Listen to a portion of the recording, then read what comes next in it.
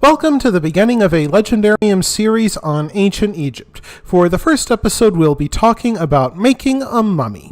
Egyptian civilization was one of the greatest in the ancient world, and certainly one of the most long-lived, enduring for over 3,000 years. Yet we know them best for the devices they made related to death, such as the pyramids and mummies. While it's easy to think of the Egyptians as a morbid people obsessed with death, they prepared for the next world so much because they enjoyed life, and they wanted it to continue after death. And since the dead person would need their body in the next world, according to belief at the time, the Egyptians made certain that it didn't rot. Indeed, even criminals sentenced to death for all but the most heinous crimes still had their bodies preserved. First, we'll be talking about how embalmers made a mummy, the creation of a coffin, how the Egyptians held funerals, and finally mummies in the modern age. The first step in making a mummy, of course, is to have somebody die. And a specialist group of priests called the embalmers took the body to a place called the Beautiful House, which I imagine didn't smell so beautiful. Inside the Beautiful House, they went to work, and holy cow did they work. It took a total of 70 days to turn a body into a mummy, so let's see what they did. First, they cut open the left side of the body with a flint knife and removed the liver, brains, intestines, stomach, and lungs. To remove the brain, embalmers would go through the nasal cavity and make their way through the skull with a tool that they used to scramble the brains around a little bit and then remove them in one big mushy mass. The organs would then be dried out and stored in special pots called canopic jars. Egyptians believed that body parts could be used in black magic, and that canopic jars would stop sorcerers from using these organs in their wicked spells. However, the heart remained in the body so that it could be weighed by the gods during final judgment. In addition, a scarab beetle would be placed over the heart, engraved with the words, "Do not testify against me," so that the dead person's heart would not speak against them when they were facing final judgment. Wax plates decorated with the protecting eye of Osiris covered the cuts made into the body. And priests of Anubis, famous for their jackal-like masks, pried open the mouth of the dead so that they could eat and drink in the next world.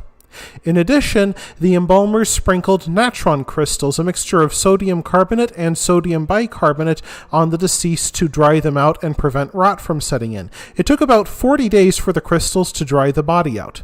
Even the fingernails and the toenails would be preserved. Finally, the cavities in the body would be packed with dried leaves or sawdust, then wrapped in linen bandages. That way, it would look really scary when it rose to terrorize trespassing foreigners. Just kidding, of course, I think. And on the subject of trespassing foreigners, these are the coffins embalmers would make for the deceased.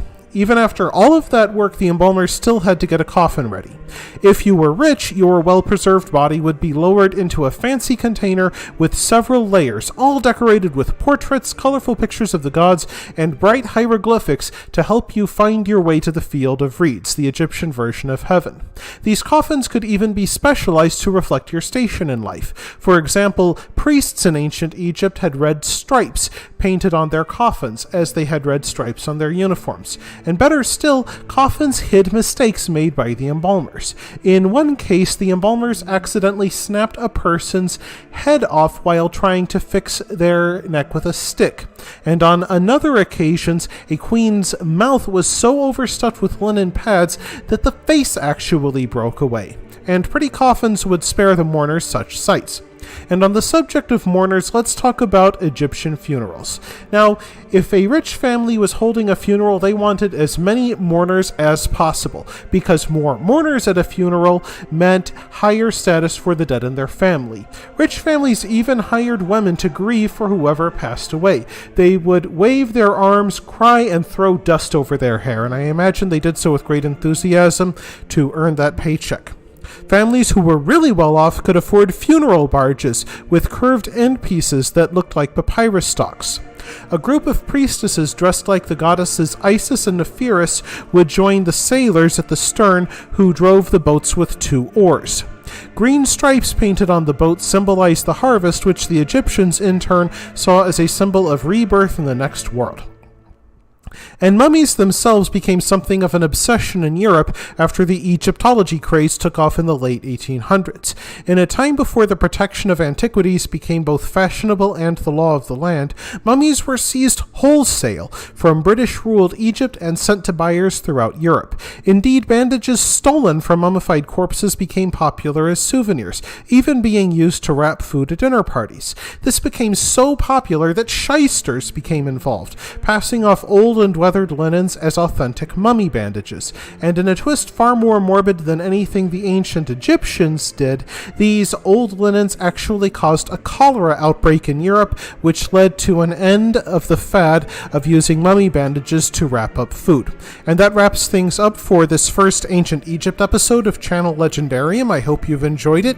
If you liked it, please press like. If you want to see more, please press subscribe. And if you've got anything to say, please leave it in the comment section and I'll respond as soon as possible. Thanks again for joining me, and in the next episode, we'll be talking about what happens after the funeral when the soul makes its way to the field of reeds.